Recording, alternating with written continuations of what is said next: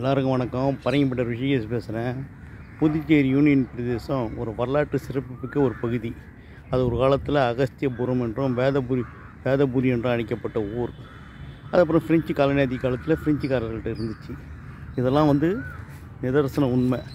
ஆனால் புதுச்சேரி இன்றைக்கி போலி பத்திரத்தின் தாயகமாக மாறிவிட்டது. அதுக்கு யார் காரணம்? ரங்கசாமி என்ற ஒரு தனி மனிதன் முதலமைச்சரான உடனே பெண்களுக்கெல்லாம் கரையம் பண்ணிக்கிட்டால் பாதி தொகை செலுத்தினா போதுன்ற மாதிரி ஒரு பத்திரம்லாம் ஆகும், பத்திர செலவுகள்லாம் ஆகுன்ற மாதிரி ஒரு செயல்முறையை கொண்டு வந்து பாண்டிச்சேரியை திருடர்கள் பூமியாக்கியது ரங்கசாமி அவர்கள் தான்.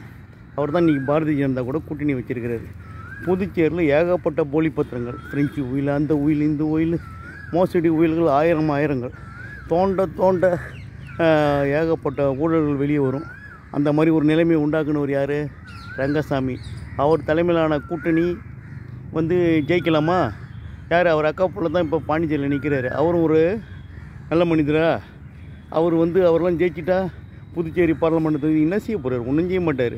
இருக்கக்கூடிய திருடர்கள், சிறுபான்மையினர் மிகப்பெரிய திருடனாக இருக்கிறானுங்க பாண்டிச்சேரியில்.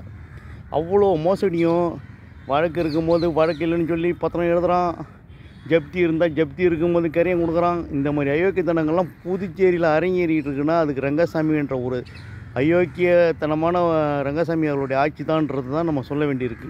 அப்படி தான் இருக்குது. என்ன செய்கிறது? இந்த தடவை பார்க்க என்ன பண்ணுறது? வேறு வழி கிடையாது. அவர் ஒன்று செஞ்சிடாரோ செய்யலையோ, நம்ம இந்தியா கூட்டணியை ஆதரிக்க வேண்டிய ஒரு நிலையில் இருக்கிறோம். நன்றி, வணக்கம்.